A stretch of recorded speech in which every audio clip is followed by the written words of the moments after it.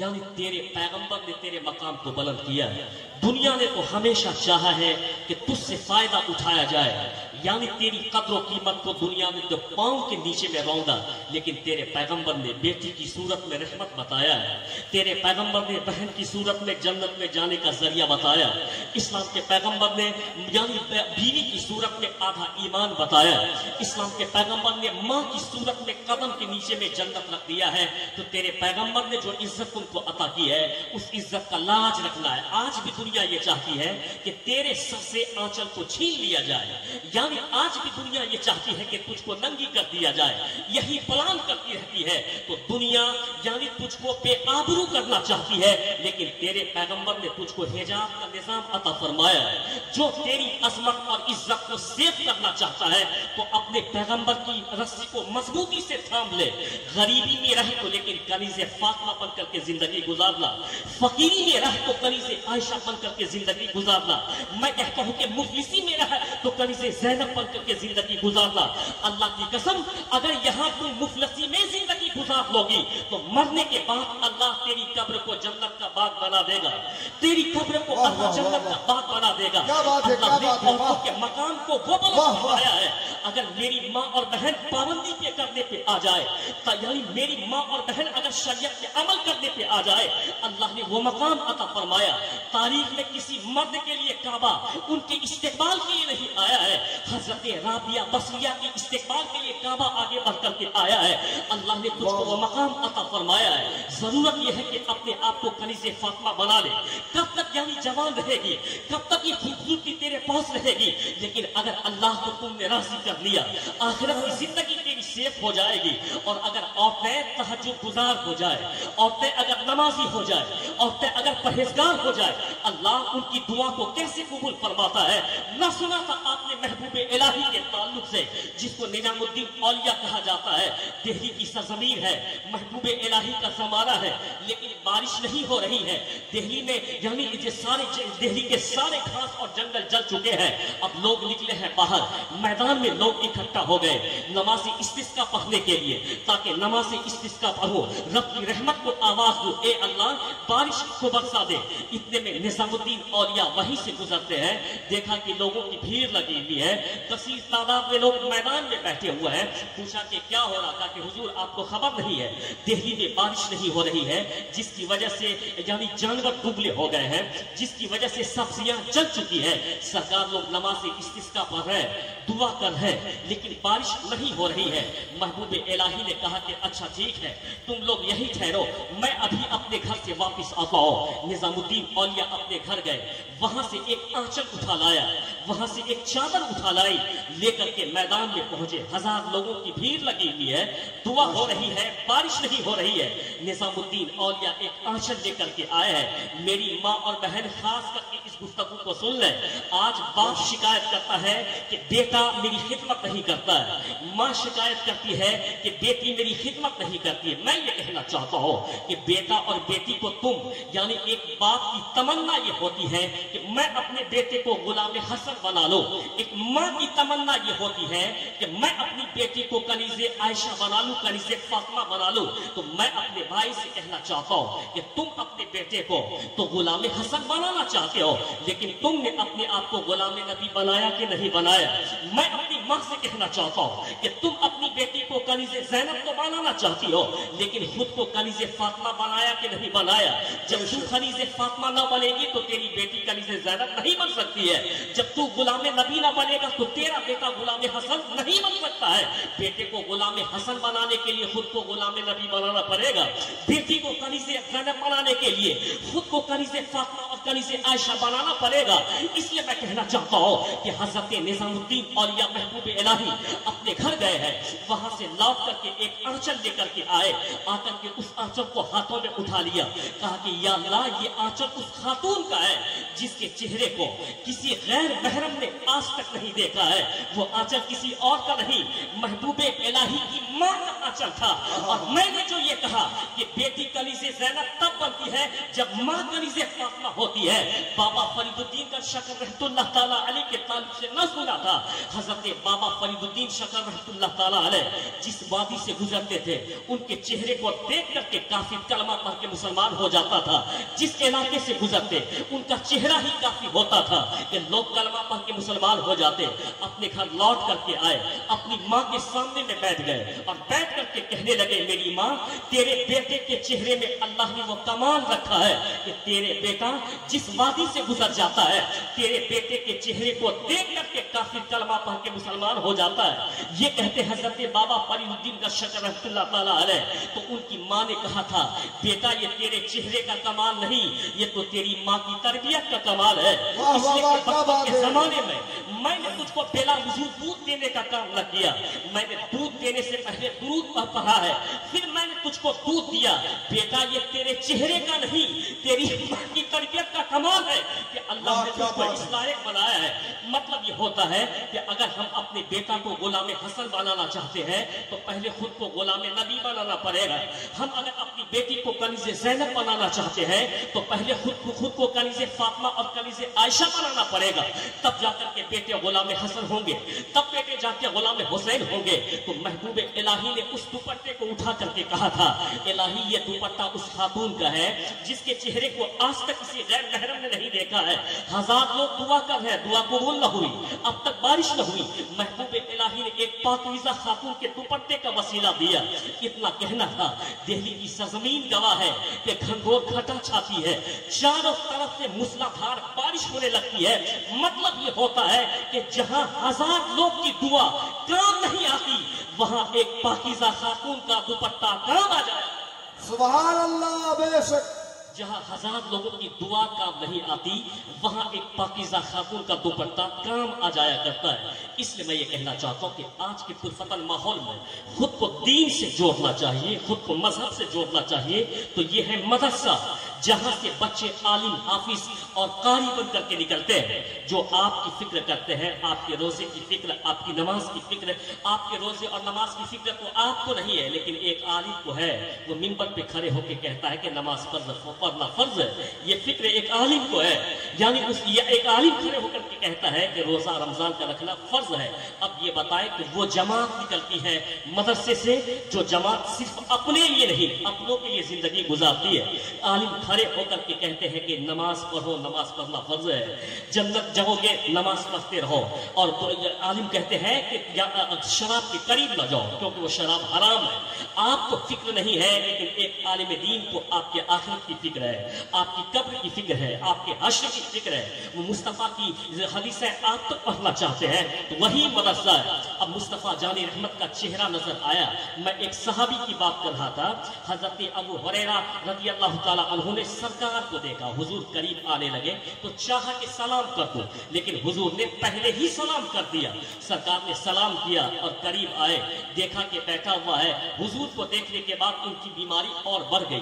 پھر ان کے بعد کہتے ہیں کہ اے ابو ہریرہ تم نے یہ کیا حال بنا رکھا ہے, لوگ کہیں ایسے راہوں میں بیٹھتے ہیں, لوگ کہیں ایسے راستے میں بیٹھتے ہیں. اب ابو ہریرہ کہتے ہیں کہ سرکار بھوک لگی ہے, جب بھوک لگتی ہے تو لوگ ایسے ہی بیٹھا کرتے ہیں. حضور مسکراتے کہتے چلو تم میرے یہاں چلو. سرکار دو عالم نے ان کے ہاتھوں کو پکڑا اور اسے اپنے گھر لے جانے لگے. یہ پیغام مصطفیٰ کانفرنس ہے, اپنے نبی کے پیغام کو عام کر دے. میں یہ کہنا چاہتا ہوں کہ آج ہم اپنے نبی کا نام اپنی زبان سے لیتے ہیں, اس کو ہم بورڈ میں لکھا کرتے ہیں, یہ اچھی بات ہے, ہم نام لیتے ہیں بورڈ میں لکھتے ہیں. لیکن میں یہ کہنا چاہتا ہوں کہ ہم اپنی نبی کے طریقے کو اپنی زندگی میں اتارا کریں, اپنی زندگی میں اتارا کریں, تاکہ جب ہم نہ چلیں تو دیکھنے والا کہے کہ غلام مصطفیٰ ہے, دیکھنے والا کہے کہ غلام نبی ہے, دیکھنے والا کہے غلام محمد ہے. ہم اس کو اپنے کیریکٹر میں اور اپنے کردار میں اتارنے کا کام کریں. میں یہ کہنا چاہتا ہوں کہ اسلام کے پیغمبر ان کے ہاتھوں کو پکڑ کے لے کے جاتے ہیں, اس لیے کہ سرکار تو عالم مہمان نواز تھے. حضور کی بہت ساری سنتوں میں سے ایک پیاری سنت یہ ہے کہ سرکار مہمان نواز تھے. مثنوی شریف کی حدیث میں آیا ہے کہ حضور کے پاس چند مہمان آئے. یہ پیغام مصطفیٰ ہے, حضور کے پیغام کو عام کرنا ہے, گھر گھر تک پہنچانا ہے, اپنے بچوں تک مصطفیٰ کی حدیث پہنچانا پہنچانی ہے. ہمیں کسی ڈاکٹر کا فلسفہ نہیں, پہلے مصطفیٰ کی حدیث کو پہنچاؤ کہ بیٹا کھانا کھانے سے پہلے ہاتھ دھو لو اور ہاتھ دھو کر کے بسم اللہ شریف سے کھانا شروع کرو. آج بھی ڈاکٹر یہ کہتا ہے کہ ہاتھ میں جراثیم پڑتے ہیں اور جراثیم پڑنے کے بعد وہ جراثیم ہمارے لیے ہانیکارک ہوتا ہے. تو ضرورت یہ ہے کہ ہاتھ ہم دھل لیں, ہاتھ دھل کر کے ہی کوئی کام کھائے. اگر بغیر ہاتھ دھلے میں ہم نے کھانا کھایا تو جراثیم کھانے کے ساتھ میرے پیٹ میں چلا جائے گا. یہ بات آج کا میڈیکل سائنس کہتا ہے, لیکن تیرے پیغمبر نے اصول 1400 سال پہلے بتا دیا کہ ہاتھ دھو کر کے ہم کو کھانا چاہیے. تو میں یہ کہتا ہوں کہ باٹنی کا, جیولوجی کا اور ایسٹرولوجی کا قانون بعد میں بچوں تک پہنچایا جائے, پہلے مصطفیٰ کی حدیث پہنچائی جائے. پہلے یعنی میں کہتا ہوں کہ شریعت کا پیغام اپنے بچوں تک پہنچایا جائے, پہلے شریعت کا پیغام اپنے جوانوں تک پہنچایا جائے, پہلے حدیث رسول اپنے جوانوں تک پہنچایا جائے. سرکار دو عالم مہمان نواز تھے. مسلم شریف کی حدیث میں آیا ہے حضور تاجدار مدینہ کے پاس چند مہمان آئے. آنے کے بعد نعرے تکبیر, نعرے رسالت, استاد العلماء حضرت علامہ مولانا مفتی قربان صاحب قبلہ, جامعہ شیخ الحدیث, جامعہ اعجازیہ شیخ الحدیث, نعرے تکبیر, نعرے رسالت. ماشاءاللہ آپ دیکھ رہے ہیں کہ جامعہ حاضہ کے شیخ الحدیث تشریف لا چکے ہیں, دیگر علماء کرام آ چکے ہیں. بس ایک دو باتیں اور میں آپ سے کہنا چاہتا ہوں. سرکار دو عالم مہمان نواز ہے. مثنوی شریف کی حدیث میں آیا ہے کہ حضور کے پاس چند مہمان آئے. سرکار دو عالم نے ایک صحابہ کو بلا کر کے کہا کہ یہ مہمان لے جاؤ اور اس کی مہمان نوازی کرو. کیوں کہ مہمان جب گھر پہ آتا ہے تو وہ اپنا رزق لے کر کے آتا ہے. مہمانوں سے کبھی نہیں گھبرانا چاہیے. مہمان جب گھر پہ آتا ہے تو اپنا رزق لے کر کے آتا ہے. جب وہ آپ کے گھر سے جاتا ہے تو آپ کو برکتیں دے کر کے جاتا ہے. یہ ہے مہمان کی کوالٹی. مہمان آئے تو نہیں گھبرانا چاہیے بلکہ وہ برکت لے کر کے آتا ہے. سرکار دو عالم نے ایک صحابہ کو کہا کہ یہ چند مہمان ہیں, اس کو تم لے لو, اس کو تم لے لو. سب مہمانوں کو لوگوں نے آپس میں تقسیم کر لیا. ایک مہمان جو بہت لمبے چوڑے موٹے تازے تھے, ایسا لگتا تھا کہ وہ کئی لوگوں کا کھانا کھا جائے گا, اس لیے ڈر سے شاید کہ کسی نے اس کو لیا گیا. اس مہمان کو کسی نے نہ لے گیا. حضور دیکھتے ہیں کہ یہ بچہ رہ گیا. سرکار فرماتے ہیں کہ تجھ کو کسی نے اپنا مہمان نہ بنایا, چلو میں تجھے اپنا مہمان بناتا ہوں. حضور نے اسے اپنا مہمان بنایا. یہ رحمت للعالمین ہے, بے قصوں کے قص, بے سہاروں کے سہارے. سرکار دو عالم نے اسے اپنا مہمان بنایا. پھر رات کو حضور نے اس کو اچھا کھانا دیا. جب کھانا زیادہ اچھا ہوتا ہے تو لوگ اسے بھوک سے زیادہ کھا لیتے ہیں. بھوک سے جب زیادہ کھایا جاتا ہے تو ان کا لیور اور ان کا پیٹ خراب ہو جاتا ہے. حضور نے جب اچھا کھانا پیش کیا تو وہ زیادہ کھانا کھا لیا اور پھر حضور نے ان کے لیے بستر لگا دی تو وہ سو بھی گیا. لیکن ہوا یہ کہ زیادہ کھانے کے بعد پیٹ خراب ہوا, اس نے بستر کو گندا کر دیا. اب صبح کا وقت ہوا, حضور تشریف لے آئے تو آپ کو پتا چل گیا مکان وما یکون کا علم جس کو اللہ نے عطا فرمایا ہے. اور کوئی غیب کیا تجھ سے نیہا ہو بھلا, جب نہ خدا ہی چھپا تم پہ کرو درود. میں یہ کہنا چاہتا ہوں کہ عقل کے اندھے کیا دیکھے. ارے دیکھتا وہ ہے جس کو اللہ نے آنکھ عطا فرمائی ہے. وہ کیا دیکھے. ابو جہل کو دیکھ ہی نہیں پایا, چاند کو پارا ہوا, کہا کہ ہم نے نہیں مانا. سورج پلٹ آیا, کہا کہ ہم نہیں مانیں گے. اور کنکروں کو کلمہ پڑھا کر کے حضور نے دکھا دیا, کہا کہ ہم نہیں مانیں گے. درختوں کو سرکار دو عالم نے اپنے قدموں میں سجدہ کرا کے دکھا دیا, کہا کہ نہیں مانیں گے. یعنی کل وہ نہ مانے تھے, آج بھی ان کا رشتہ دار کہتا ہم نہیں مانیں گے, یعنی نہیں مانیں گے. لیکن ہمارے اور تمہارے امام نے کیا کہا تھا, انہیں جانا انہیں مانا, نہ رکھا غیر سے کام. للہ حمد میں دنیا سے مسلمان گیا تو یہ نہیں ماننے والے ہیں, ان کو چھوڑ دیجئے. حضور جان گئے کہ انہوں نے بستر کو گندا کر دیا ہے. اب سرکار دو عالم آتے ہیں اور باہر ہی سے آپ نے کنڈی کھول دی اور پھر آپ دروازے کے پیچھے چھپ جاتے ہیں. جب اس نے دیکھا کہ دروازہ کھل گیا ہے, اب گھر والے وہاں موجود نہیں ہیں, یہ وقت اچھا ہے کہ بھاگ جانا چاہیے. دیکھا دونوں طرف معاملہ صاف ہے, بھاگ گئے وہاں سے. اب بھاگنے کے بعد چلے گئے. حضور پھر اس روم میں داخل ہوتے. اسلام کے پیغمبر کے اخلاق کی بلندی دیکھیے, یعنی اس کے اخلاق کی بلندی کو دیکھیے. سرکار دو عالم اس گھر میں گئے, پھر آپ نے اس بستر کو اٹھایا آیا، اس چادر کو اٹھایا جس چادر کو اس نے نجاست آلود کر دیا تھا. اس چادر کو جب لے کے آگے بڑھے، صدیق بھی آگے ہے، فاروق بھی آئے ہیں، عمر بھی آئے ہیں، عثمان بھی آئے ہیں، مولا علی بھی آئے ہیں، صحابہ بھی آئے ہیں. فرماتے کہ سرکار ہم غلام اور خادم ہیں، ہم غلام اور خادم کی موجودگی میں آپ اس بستر کو صاف کریں گے؟ ایسا کیسے ہو سکتا ہے؟ سرکار آپ اس بستر کو صاف نہ کریں، ہم اس بستر کو صاف کریں گے. اسلام کے پیغمبر فرماتے ہیں کہ وہ میرا مہمان تھا، اس لیے میں ان کے بستر کو صاف کروں گا، تم لوگ میرے صاف نہیں کر سکتے ہو. حضور نے ان لوگوں کو منع کیا. اب سرکار دو عالم آگے بڑھے، یہ معراج کے دولہا ہے. اخلاق کی بلندی اللہ نے عطا فرمایا ہے، یعنی سب سے زیادہ اللہ نے جن کے اخلاق کا خطبہ قرآن میں پڑھا ہو اس مصطفیٰ جان رحمت کا کوئی جواب نہیں ہے. یعنی اللہ نے وہ مقام عطا فرمایا. حضور اس چادر کو صاف کرنے لگے. اب میں کہتا ہوں کہ زمین والا بھی اس اخلاق کو دیکھ رہا ہوگا، آسمان والا بھی اس اخلاق کو دیکھ رہا ہوگا. اب اتنے میں وہ جو بھاگ کے گیا تھا، جو کہ مسلمان نہ تھا بلکہ وہ یہودی تھے، آیا ہے کتابوں میں کہ وہ غیر مسلم تھے، اس کو یاد آیا کہ میں جہاں آرام کر رہا تھا وہاں میری ایک قیمتی تلوار چھوٹ گئی ہے، مجھ کو وہ تلوار لینے کے لیے جانا چاہیے. جیسے ہی پلٹ کے آیا ہے، آنے کے بعد دیکھا کہ یہ وہی صاحب ہے جس کے بستر کو میں نے گندا کیا تھا.